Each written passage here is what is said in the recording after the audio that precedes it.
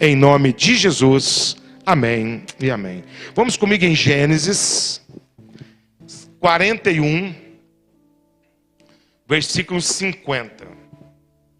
Gênesis 41.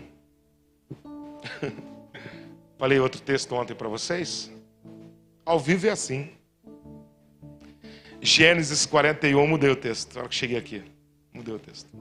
Gênesis 41, versículo 50, 52.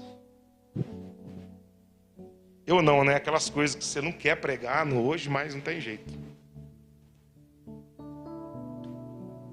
Gênesis 41, versículo 50. Diz assim: a palavra do Senhor. Ok? Bora. Antes de chegar a fome, nasceram 2 filhos a José, os quais lhe deu Asenate, filha de Potifera, sacerdote de On. José, ao primogênito, chamou de Manassés, pois disse: Deus me fez esquecer de todos os meus trabalhos e de toda a casa de meu pai. Ao segundo, chamou-lhe Efraim, pois disse: Deus me fez próspero na terra da minha aflição. Pai, no nome do Senhor Jesus Cristo, te agradecemos pela leitura da sua palavra e precisamos que o teu Espírito Santo a ilumine e a revele nos nossos corações. Precisamos que o Senhor ministre os segredos dos nossos corações nesses dias. Que o Senhor fale conosco, que o Senhor possa sondar nossa mente, os nossos corações. E como a tua palavra é viva, eficaz e como espada de 2 gumes, ela é apta a discernir as nossas intenções, motivações e pensamentos. Eu peço que o Senhor penetre com a tua palavra nesses lugares nessa noite, para trazer cura, restauração, entendimento para as nossas vidas. É assim que oramos, em nome de Jesus. Irmãos, nós estamos numa série de mensagens, eu tenho pregado todos os cultos, essa série de mensagens que eu denominei Segredos do Coração. Se você não acompanhou nenhuma ainda, basta você entrar no nosso canal lá do YouTube e você acessar e você vai conseguir acompanhar, porque é um raciocínio que eu venho seguindo ao longo de cada dia que tenho ministrado nessa trajetória.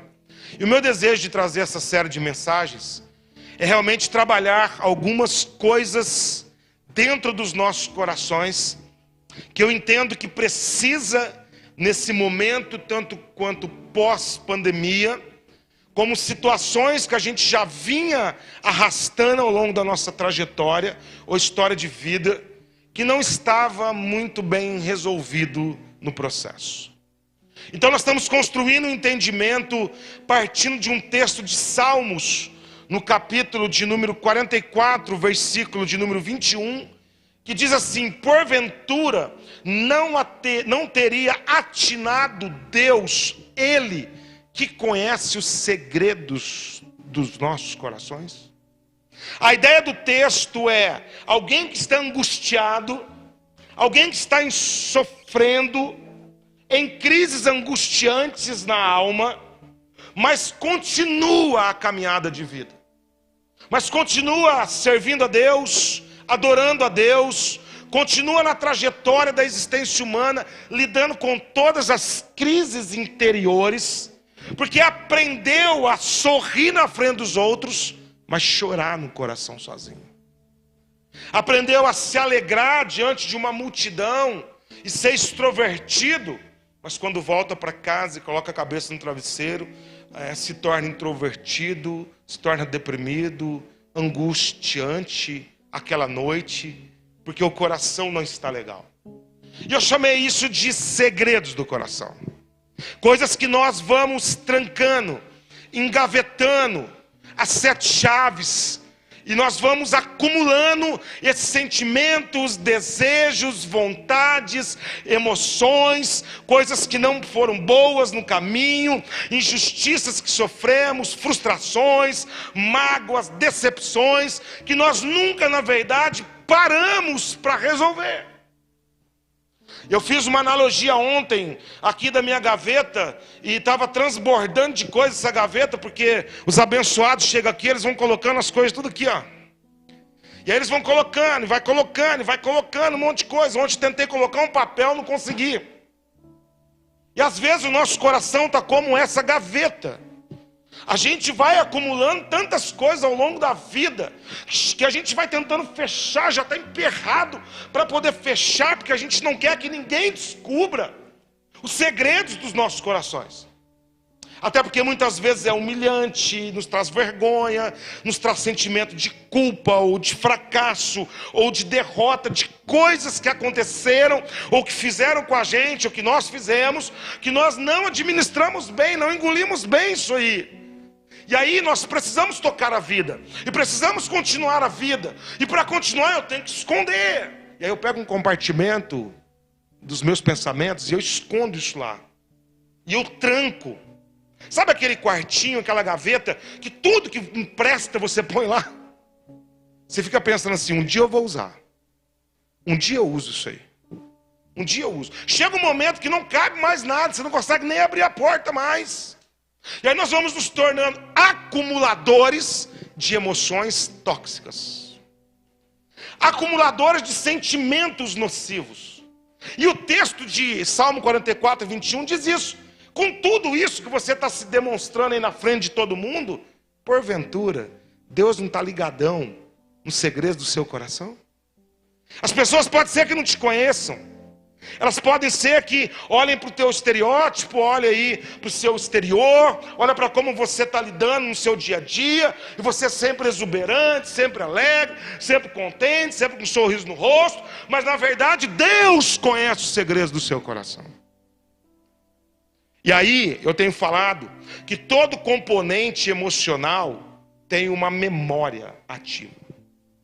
Assim como você pensa, assim você é, diz a Bíblia em Provérbios 23, 7. Ou seja, toda forma de pensamento que eu tenho construído vai determinar os meus comportamentos, as minhas ações, as minhas reações. A Bíblia diz em Provérbios, de tudo que se deve guardar, guarde o seu, porque dele procedem as decisões, as escolhas, as saídas para a sua vida. Por que as pessoas se comprometem nas escolhas? Por que as pessoas se comprometem nas decisões da vida das vidas delas? Porque na verdade o coração não está legal. A mesma definição de coração em Salmo 44 é a mesma definição de coração para Provérbios capítulo 4, que diz que você deve guardar, porque daí vai definir as suas escolhas e decisões. Todas as suas escolhas e decisões vai definir de como você está lidando com os segredos do seu coração. E aí eu tenho falado, uma pessoa não nasce irada. A ira é um processo de justiça própria. É um processo de crises, de inseguranças, de incertezas, que são acumulativas ao longo da história. E aquela ferida está engavetada e dói. E para que eu não sofra novamente, é melhor eu ser irado. Porque eu já brigo logo, explodo logo. Porque eu não aguento mais acumular nada. Ninguém se torna passivo do dia para a noite, indulgente, que não reage a nada. O mundo está caindo, o mundo está desabando, e a pessoa não tem mais força para reagir a uma construção emocional que ela foi acumulando, ela já sofreu tantos danos e abusos, ou morais, ou emocionais, ou verbais, ou físicos, de tudo que aconteceu, que ela fala, não, chega, eu vou jogar na indiferença isso, e eu não quero mais saber, vou sobreviver e vamos tocando a vida. Porque a maneira como eu acumulo isso define os comportamentos, as decisões. E as decisões começam a se tornar conturbadas no processo. Porque na verdade, todas as decisões que eu tenho que tomar, eu vou nessa gaveta, eu abro esse porão, eu resgato uma memória dolorida, e a partir daí eu tomo uma decisão com essas lentes. Todo ferido fere. Todo mundo que está sofrendo, sangrando na sua alma, vai sangrar em cima de situações e pessoas que não têm culpa de nada. Quantas pessoas que entram nos relacionamentos, para os casamentos, mas foram frustrados e decepcionados e traídos e injustiçados no relacionamento anterior, e a pessoa tem essa memória, esse segredo no coração, e ela diz o seguinte: eu vou entrar para o próximo relacionamento, mas quem vai comandar sou eu. Coitado desse cara.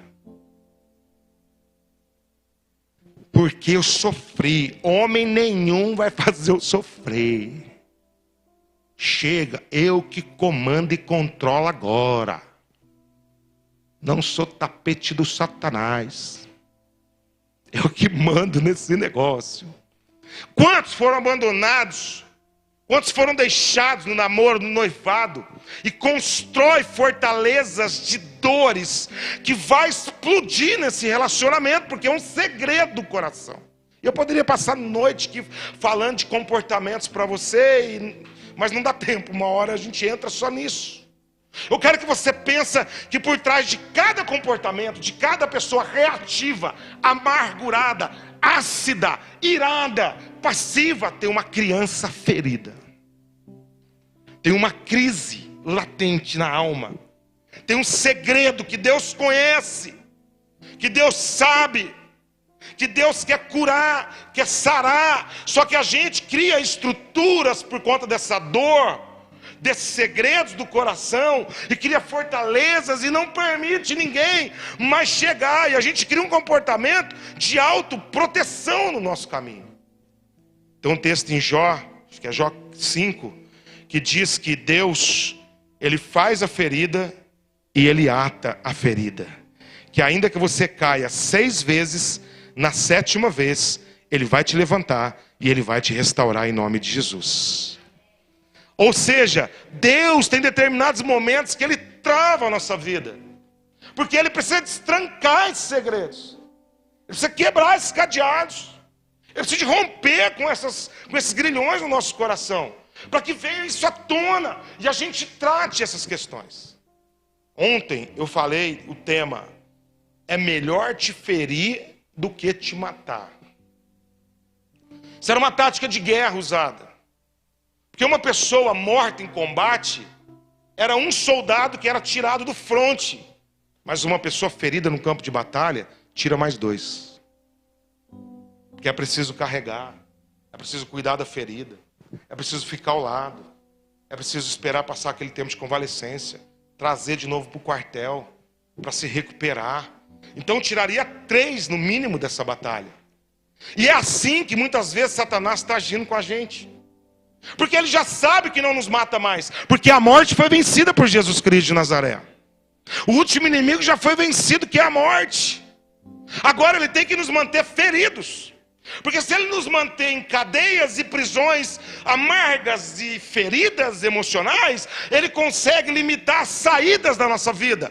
A gente não frutifica, a gente não dá resposta, a gente não dá resultado, a gente fica totalmente estéril no processo emocional e espiritual da nossa história, e começamos a definhar emocionalmente e espiritualmente.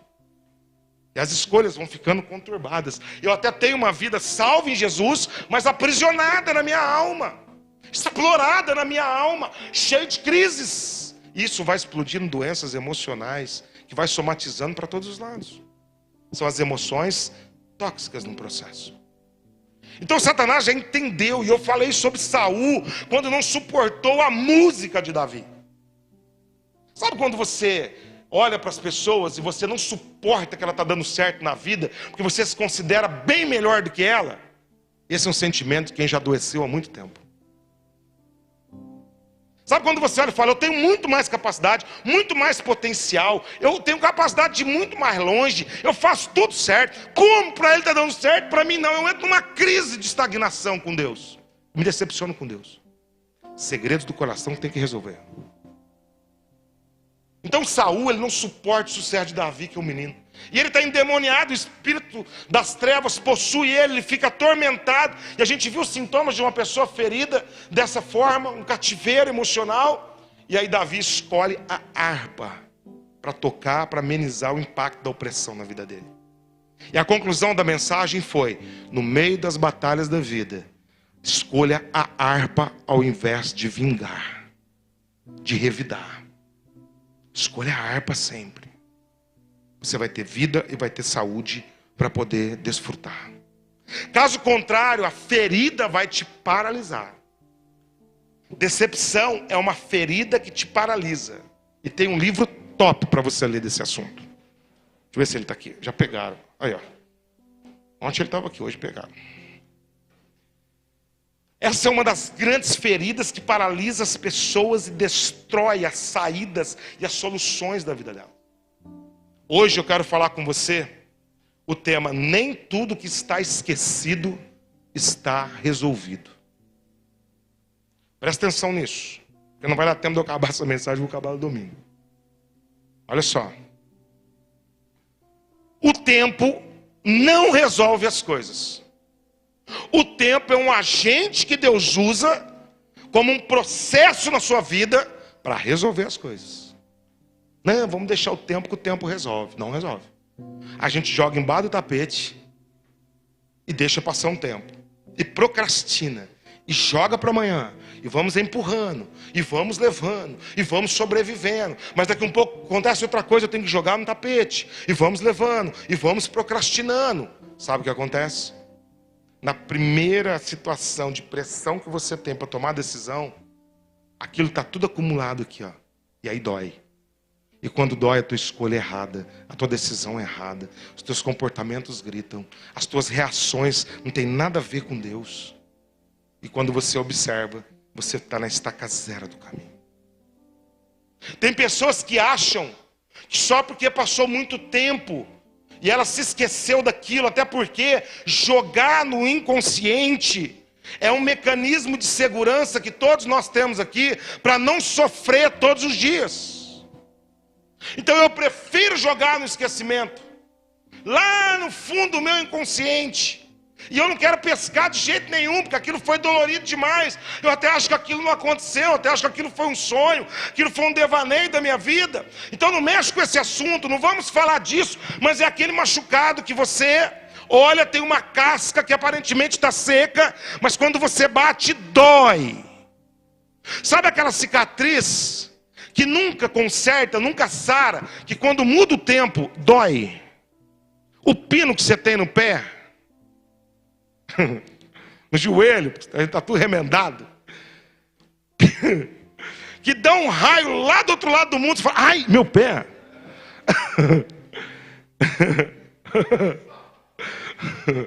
Sabe essas questões que você tenta se esforçar um pouquinho e não consegue? Então a alma é assim. Quando você acha que vai mudar de estação, mudar de tempo, mudar de ciclo, aquilo dói. E você ressente. O que é ressentimento? Sentir de novo o impacto que eu senti daquela vez, porque eu não consegui lidar com os segredos do meu coração. Porque eu não consegui administrar. E o texto que eu li para vocês, ele é tão rico nisso, que eu estou com dó até de começar a pregar.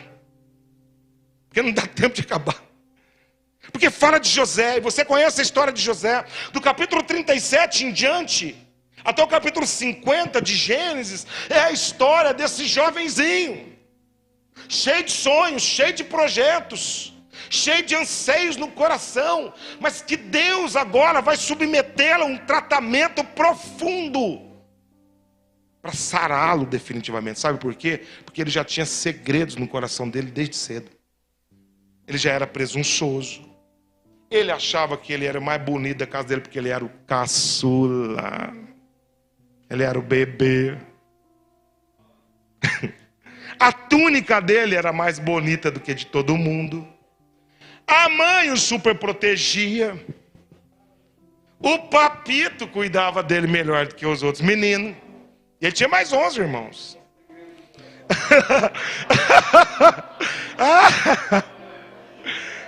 Deus está me curando nessa série. É autocura a palavra. Então Deus já conhecia a estrutura do coração dele e da família. E Deus precisava tratar o coração dele para que ele pudesse chegar a ter escolhas diferentes. Porque Deus tinha um desígnio, Deus tinha um propósito propósito definido para a história dele, que ele se tornaria o governador do Egito. Num tempo de fome e escassez, Deus ia usá-lo para proteger a família, sustentar a família, guardar a família, abençoar a família e cumprir os propósitos eternos de Deus na vida de José. Ei, Deus tem planos na sua vida. Ele tem projetos específicos para você. Ele tem governo para você. Ele tem liderança para você. Ele tem estratégia. Ele tem novas conquistas. Mas os segredos do coração têm que vir à tona. É Jesus. Vai doer. Mas vai doer só uma última vez. Depois vai vir a cura completa em nome de Jesus. Sabe por quê? Presta atenção no que eu vou te falar, irmãos. Tem gente que está há anos na vida, dentro de uma igreja, andando em círculo no deserto e não rompe. E aí a gente começa a culpar tudo, a culpar todos. Nenhum lugar mais é bom para a gente na face da terra. Porque na verdade quem não está bem sou eu. Aí eu fujo do casamento, aí eu fujo da faculdade, eu fujo da minha vida acadêmica, eu fujo da minha profissão, eu fujo do meu chamado, eu viro um fujão na história, para tentar encontrar uma resposta para o meu coração. E na verdade a resposta dentro do meu coração são segredos que eu fui acumulando ao longo da história. Enquanto eu não estabelecer, permanecer, aprofundar, enraizar, tratar, resolver. Até porque Deus não edifica em lugares que Ele não escava para encontrar chão firme. Então Deus ele precisa de nos escavar, sondar a terra, a profundidade desse solo. Quando a gente foi construir esse prédio que você vê ao lado, as brocas foram de 9 metros de fundura cada broca. 150 brocas de 9 metros. Até encontrar chão firme lá. A hora que encontrou um chão firme, a máquina estabeleceu. Aí encheu aquelas agulhas de concreto. Aí fez um blocão lá de concreto. Uma sapata a partir daí, fez uma baldrame a partir daí, levantou parede. Não é diferente a nossa história.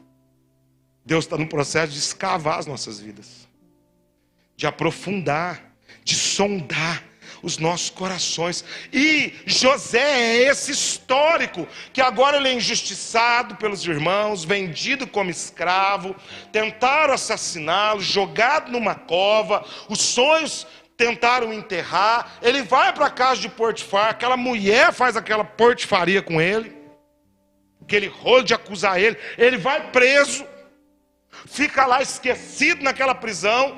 E é interessante, você pode ler o capítulo 38, capítulo 39, você vai ver José na prisão, esquecido. E o versículo 1 vai dizer assim, ó, e Deus estava com ele.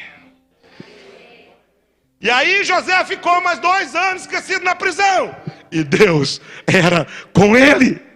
E ele foi acusado. E Deus era com ele. Eu fico pensando, Deus do lado dele, dizendo, José, não desiste, não para, eu tenho o melhor para você, eu estou sondando teu coração, eu quero que você tenha resiliência, eu quero que você tenha fibra, eu quero que você tenha fé, eu quero que você jogue para fora esses segredos, eu quero que você abra o seu coração e resolva todas as mazelas que estão aí dentro, porque eu quero te colocar como governo nesse lugar, eu quero te colocar como uma liderança nesse lugar, e eu preciso de você tratado, resolvido, curado e sarado. E ele suporta as provas. E ele passa o processo de provas. São 13 anos ininterruptos de prova. Ele entra com 13, sai com 30 aproximadamente, provas ininterruptas, as imagináveis e imagináveis que você pensa. Quando chega aqui no texto, que eu li para você. O versículo de número 50 vai dizer, antes de chegar a fome, que agora ele já sai da prisão e assume o governo, e Deus dá um sonho para Faraó, e ele interpreta o sonho, 7 anos de vaca magra, 7 anos de vacas gordas, ninguém sabia o que era, chama José da prisão, lembraram dele, chega, toma banho, faz a barba, troca as vestes, vai se perfuma, se unge aí, vamos se apresentar na presença do rei, do Faraó. Chegou lá, eu tive um sonho, o que é esse negócio? Não, vou te explicar o que é, vou buscar Deus e te falo. Aí Deus deu a interpretação do sonho para ele. Não, é que vai vir uma fome, 7 anos de seca, fome, pandemia, tragédia, Parmeira ganhando, Corinthians perdendo, o negócio vai estar trash. Ano de pandemia, isso aí, irmãos, é 5, toma de 5, toma de não sei quanto, é um rolo. Isso aí, esses resultados não tem que levar em conta. É antipandemia. É tudo confuso. Tudo confuso. Mas fica tranquilo, Faraó. Antes dos 7 anos, vai vir 7 anos de vacas gordas. E nós vamos produzir e guardar a quinta parte, 20% de tudo que a gente produzir, a gente vai guardar. É um princípio aqui financeiro, tá bom? Você tem que viver com 20% guardado do que você ganha. 20%, 7 anos. Para cada ano que você guarda 20%, você vive um ano a mais. Para cada ano que você poupa 20%, você vive um ano a mais. Isso é acumulativo. Eles guardaram 7 anos, encheram celeiros. O que Deus permite? Fome no mundo. Quem tem que vir para o Egito? A família dele. Os irmãos vieram para o Egito. Aqui começa a história. O texto diz que no ano da fome, nasceram 2 filhos de José, os quais lhe deu Azenate, filha de Potifera, sacerdote de On. 51.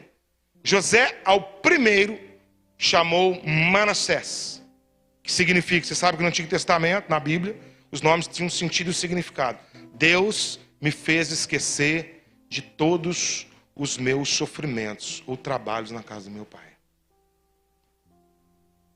Primeiro filho que nasce, ele traz uma marca da alma dele para a vida dele, dizendo, toda vez que eu olhar para você, eu vou lembrar que eu precisei de fazer Deus me ajudar a esquecer todo o meu sofrimento, mas eu não engulo isso.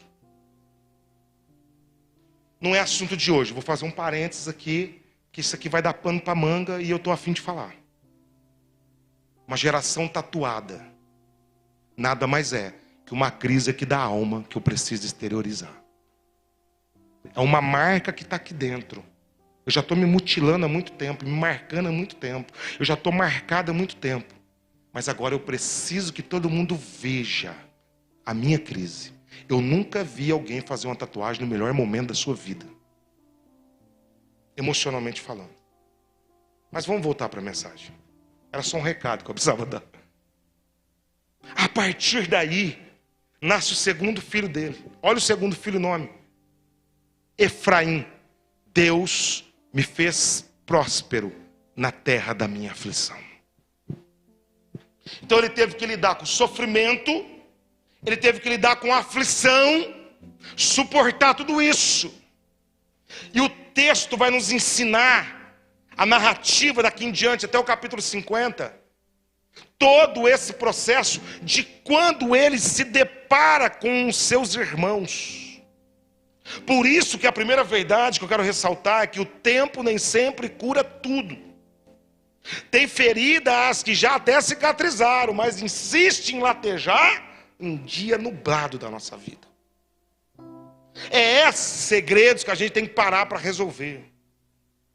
São essas crises aqui dentro que a gente vai precisar lidar. É essas provas aqui, ó, o momento em que nasce. Me faz esquecer Deus, porque eu não suporto conviver mais com isso. Eu não suporto lidar mais com essas percas, com as injustiças, com as dores, com os segredos do meu coração. Sabe aquelas coisas que você tem que lidar, que só você sabe? Pensamentos que você nunca queria ter, desejos que você nunca queria ter, vontades que você nunca queria ter, mas você não tem controle. É disso que eu estou falando. Que ninguém sonha, ninguém imagina. Que são segredos mais escondidos, que te geram crises profundas, porque você se sente culpado o tempo todo por isso. Você se autocondena, você se autoculpa, você não consegue se perdoar por isso, você se sente um derrotado, é uma espiral que vai te puxando para baixo todo o tempo. É esses segredos. Por isso que nem tudo que está esquecido está curado. Tem segredos que o Espírito de Deus vai precisar trazer luz. A gente vai ter que abrir essas gavetas, jogar tudo para fora, para que venha a luz do Senhor, a faxina do Espírito Santo, e a gente saia curado daqui em nome do Senhor Jesus Cristo. Esses são os grandes projetos de Deus. Eu vou ficar por aqui hoje, domingo eu termino. Termino não, tem mais um tantão para falar. Eu vou falar sobre os ciclos dos choros de Davi. Tiveram 7. 7 ciclos de choro. Ele chorou por 7 vezes consecutivas durante o processo, porque ele teve que lidar com tudo isso na alma. Irmãos, esses são dias oportunos para a gente ir aos pés do Senhor e pedir que Ele nos quebrante, nos sare em nome de Jesus. Eu tenho pensado de um termo sobre quebrados e quebrantados. Quebrantados é aqueles que reconhecem a sua fragilidade e que correm para Deus e conhecem as suas limitações e se entregam logo. Quebrados é aqueles que resistem, endurecem, que criam estrutura. A Bíblia diz que o homem, depois de muito tempo repreendido, ele não se quebranta, vem um quebrantamento que não há mais cura. Essa palavra quebrantamento que não há mais cura é quebrar. Não dá para consertar. Que Deus tenha misericórdia de nós. Que os segredos do nosso coração possam ser revelados através do Espírito Santo de Deus. E que a gente consiga lidar com todos os flagelos da nossa alma. O louvor pode vir aqui. Meu desejo nessa série de mensagens é mexer com você mesmo. É aguçar alguma coisa aí dentro. Sabe por quê? Isso me fez tão bem quando eu entendi. Porque eu estava cheio de cadeias aqui dentro.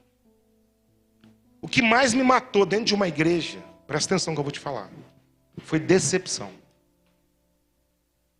Eu achava que eu nunca ia sair da dor aguda de ter me decepcionado com alguém. Antes de vir para cá. Uma noite, eu me lembro. Sabe aquele choro da sua alma? Que você passa uma noite e um dia chorando, você não tem mais lágrimas. Seu olho está inchado, sua cabeça está doendo. Você chora até perder as forças. Eu nunca me esqueço. Eu passei uma noite dessa. Tamanha angústia na alma. E o meu pensamento era, eu vou desviar. Pensa um camarada que fez de tudo para desviar. Eu vou desviar, vou voltar para o saravá. Vou fazer despacho para esses caras. Vou na encruzilhada. Trazer cachaça na porta dessa igreja. Irmãos, eu pensei de tudo que você imagina na minha vida. Eu arquitetei tudo que você imagina na minha vida. Até que eu peguei, um dia eu estava lendo. Aí por último, quando você descobre que desviado não serve para nada. Você não tem paz nem para pecar desviado. Você vai tentar pecar, o Espírito Santo faz assim, ó. Você é crente, rapaz. Você não pode mais beber, encher a cara. Você não pode mais fazer isso. As roupas não combinam com você. Esses lugares não combinam com você. Você fala, pelo amor de Deus, eu dou um tempo, deixa eu pecar um pouco, né? Eu também mereço, sou filho de Deus. Tô sofrendo, tá vendo minha sofrência, não? Tô numa sofrência que mundo sertanejo já não tem mais. Já não consigo mais encher a cara. Deixa eu pecar um pouco, pelo menos. Me pega a Bíblia. Não tem jeito, se quer pecar não consegue, vai para a Bíblia, né? Você vai caçar alguma coisa. Sabe aqueles textos de Salmo? Aqueles lá, Deus pesou sua mão, destruiu. Você quer encontrar aqueles, mas não acha. O Espírito Santo não deixa você ver. Cai em João 21. Pedro foi pescar. Levou mais 6 decepcionados com ele. Porque nenhum decepcionado anda sozinho. Tem que levar a gangue junto. Falei, o que tem a ver? Aí, ó, pronto. Aqui, o motivo para desviar. Achei. Pedro foi, por que eu não vou? Só que você continua lendo o texto. Em João 21 você vai ver que Jesus vai lá e constrange Pedro com o seu amor. E chega para Pedro e fala, Pedro, você me ama, cara? Então volta a fazer o que eu te mandei fazer, brother. Eu te criei para ser crente, rapaz. Eu te criei para ganhar almas, para cuidar de gente. Mas gente é complicado. Mas você também é, Pedro. Mas gente fofoca, você também, Pedro. Gente desvia, Pedro, você também desvia, rapaz. Gente intempestivo, trata a gente com injustiça, decepciona a gente. Pedro, você é igualzinho a esses caras. Você não aguentou um galo cantando e já vazou, cara. 3 vezes Jesus confronta Pedro, cara. Pedro volta. Eu fechei a Bíblia com a raiva, irmãos. Falei, vou ter que voltar a ser crente naquela igreja. Era o segredo do meu coração. Aquela decisão transformou minha vida, sabe por quê? Senão eu estava paralisado até hoje, frustradaço até hoje. E eu descobri que decepção é uma ferramenta, uma das que Deus usa para tirar toda a nossa expectativa em homens, em lugares e em estruturas e voltar a depender só dEle, a viver por Ele e para Ele. Pensa uma ferramenta que dói, parece uma machadada na cabeça, mas resolve. Mas resolve. Eu não sei quais são os segredos do seu coração, mas eu sei que o Espírito Santo está aqui. Ele coloca uma sonda no nosso coração, e essa palavra é espada, ó, vai lá no profundo e traz à tona. E a gente vai fazer isso. Queria te pedir para você se colocar em pé um minutinho. O cântico vai ser entoado. Queria que você falasse